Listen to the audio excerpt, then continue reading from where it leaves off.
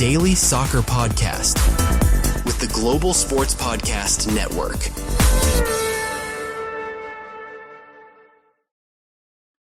Hello and welcome to the Daily Newcastle, part of the GSPN Sports Network. My name is Iain. I'm hosting tonight. I'm hosting alone.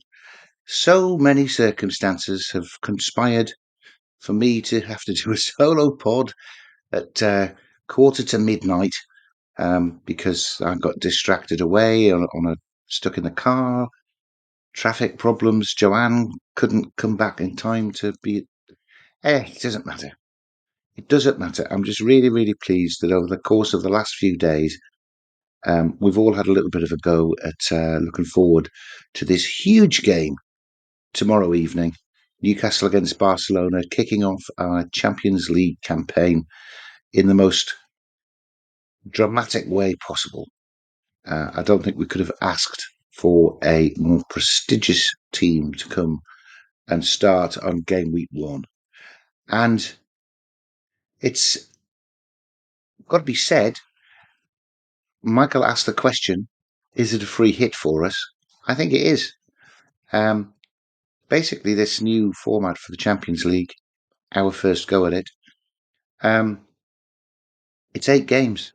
It's 8 games to get about 12 points, which is very much just sort of mid-table Premier League form. And so you can lose a game or 2, or 3 or 4 even, as Man City did last year, and still get through into the knockout playoff round to get some progress.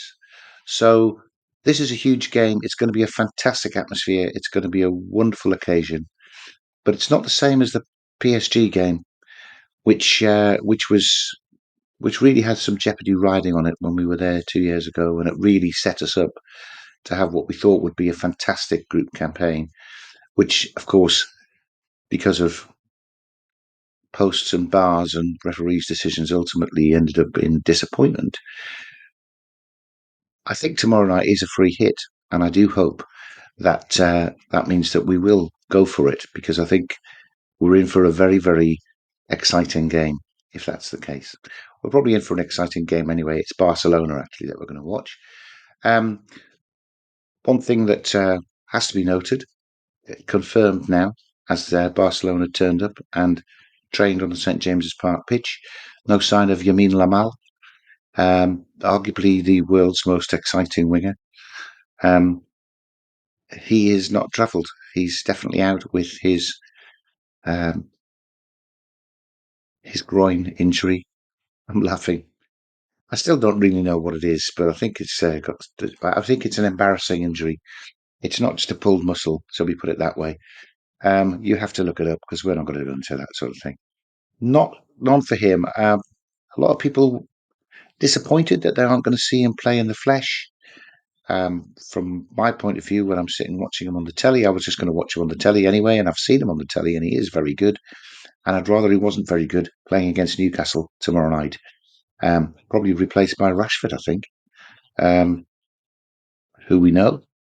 We can probably have a better idea of trying to deal with. Or Rafinha down that side, but then, we dealt with him when he played for Leeds. I know Leeds come on leaps and bounds since then. So no Rafinha, and Eddie Howe at his press conference today seemed to be very businesslike about Newcastle's chances in the Champions League, which is great. I think he admitted that we were a bit. Some of the players, in fact, were probably a little bit naive, and it was all a bit new for them. That possibly had a knock-on effect in the way we approached one or two of the games in that 6-match qualifying round. And as I say, ultimately we fell just short on going through to the next stage there. But for what he said, there have been lessons learned from that campaign. And the implication, I thought, was that he felt that in a way that we had a dry run when we were pleased to be there in the Carabao Cup final, and then really got down to business to whop Liverpool in our second Carabao Cup final last season, that a similar sort of approach will be taken in the Champions League this year. So maybe we won't be overawed by any sort of occasion. interesting coming out of the Barcelona press conference that both Hansi Flick, the manager, and Andreas Christensen, the assistant manager, talked about being fully aware of what a fantastic atmosphere the St James's Park crowd can generate, how it working like a 12th man. Now, certainly, I think that took PSG by surprise 2 years ago, and we really took advantage of it. Barcelona are wise to it, then fair enough. I still don't think that you can be ready for it until you're actually right in the middle of it. So come on, all you guys who are there, let's hear some noise. I think I'm going to pause. It's only going to be a short one because it's just me, and we have talked a lot about this. I'm going to pause for an advert, and we'll come back and have an idea of how we might line up. Michael's not here to contradict me, so I can make anything up I like. Your body is unique. And Global Sports Podcast Network has partnered with Bioniq, the world's most personalised supplements. Bioniq provide 100% tailor-made supplements designed to deliver precisely what your body needs at exactly the right level to optimise your health. No guessing. So click the link in the show notes. Use the code GSPN2025 for 40% off your first month's subscription. Bioniq. Don't settle for off-the-shelf solutions made for just anybody. Get what's right for you right now. Hello, Ken. Part two. How are we going to line up? That's a bit odd, really. I kind of think that if it is a free hit, and we really need to win a midfield battle and counteract Barcelona's very high line with our speedsters up front and have enough breaking through to be able to through them, that we need to play our usual 4-3-3. Whether we do or not, I'm not sure, because I know that we played with three centre halves when we went away to Leeds, and I really understand why we did that.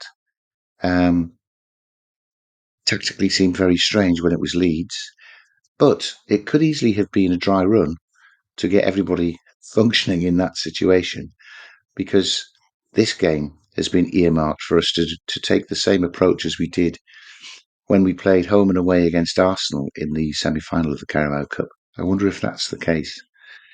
If that is the case, I think that team almost picks itself, because it will be it'll be Pope and goal. It'll be Shah, Botman, Byrne as the three centre halves. I think it would play as wing backs, needing the width on the wings. It would be Tino on the right and Lewis Hall on the left.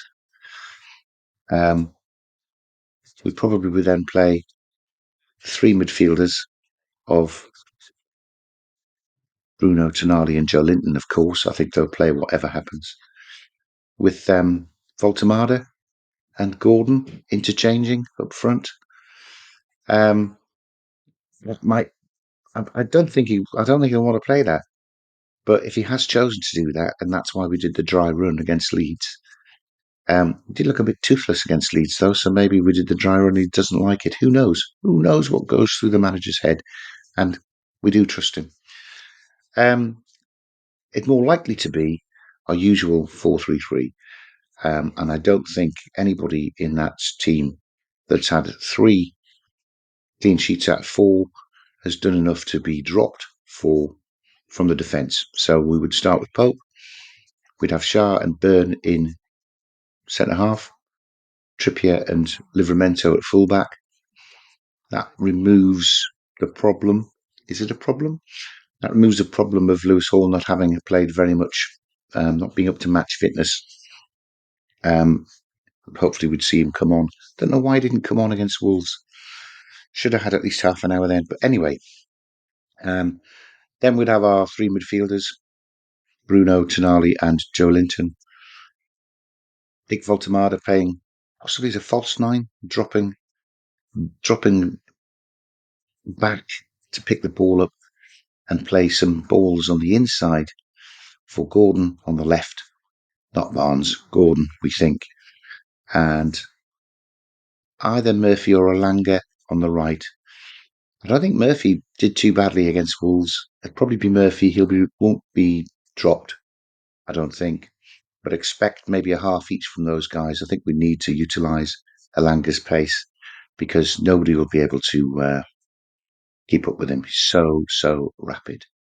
So, Voltemada, being a bit of a playmaker, coming deep to play balls inside, in between the centre halves and full backs for Gordon and Olanga to run on. Let's just go 3 up like we did 28 years ago today when Tino scored his lovely hat trick. I think that's all it's got to be, and we've got to use the whole of the bench, and we'll have a strong bench because, we can bring on Willock and Miley in midfield. We've got Chow and Botman in defence. Even the crazy boy Asula can bring some energy on. He chases everywhere. So yeah, I'm looking forward to it. It's exciting, and I'm disappointed not to have a ticket for it. But the next best thing is to sit and watch it on the television and not have the 6 hour round trip just to go and watch the match. There you go. I'm finding a silver lining in every cloud. Let's have a Zencastr ad, and then I'll come back with a bit of a prediction. Do you have a story that the world needs to hear? Have you struggled with reaching new audiences who are engaged with your story? Well, it might be time for you to start a podcast. Let me tell you about a platform we use here at Global Sports Podcast Network. Zencastr makes it easy to start a high-quality podcast built for growth from day one. With 4K video recording from your phone and AI editing that automatically removes the ums, as, you knows, and 22 other speech patterns, Zencastr makes it super easy to start a podcast that sounds great. Ready to tell your story? Well, check out the link in the show description to learn more about Zencastr. We're back for part 3, and I'm astounded. I'm astounded as somebody who was is lazy the right word?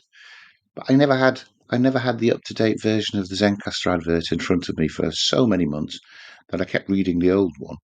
But I did sort that out months ago, and just realised that that was the original Zencastr advert wording that somebody has recorded. It's still a Zencastr advert. Go into the show description. It's super easy to use.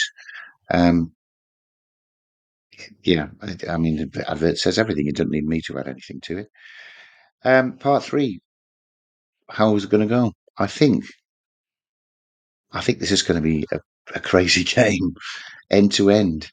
I am encouraged by the fact that we have kept 3 clean sheets in our 4 games. And in fact, although Liverpool did score 3 against us, they had an XG of 0.6. So they were shots from outside the box that were just really, really well placed. I think they both went in off the post from memory. So I'm hoping that defensive solidity will restrict Barcelona to maybe a shot or two. And even if they score them both, I'm hoping that our speed and our potency in the transition, with a huge X factor of what Nick Voltemada can do when we play him as this laid back number 9, false number 9 in the number 10 role. I think that's the secret weapon. I do. Hansi Flick, when asked about him, was a little bit dismissive and said, well, I used to work in Germany. I'd never heard of him this time last year. Fair enough. Hopefully he's going to have heard of him by the end of tomorrow night because he's going to have laid 2 or 3 goals on a plate. This is what my prediction is going to be. It's going to be Newcastle 3, all on the transition. Barcelona 1. And it's not me just picking 3-1 because that's what I always pick.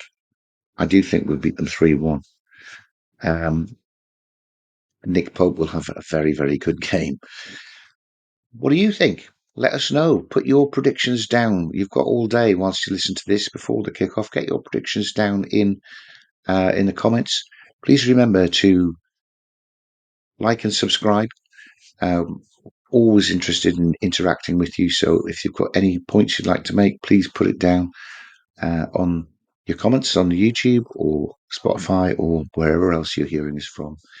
My name's been Iain Mackay. Thank you very much for listening to my very short preview podcast. Apologies from myself and the rest of the team that it is only me. But I do think we rode into this game having already done 2 full podcasts on it.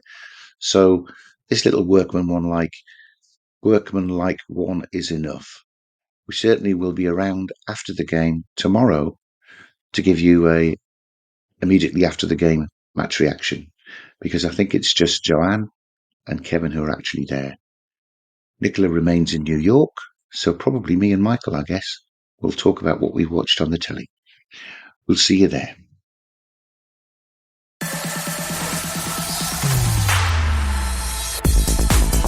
Your daily soccer podcast with the Global Sports Podcast Network.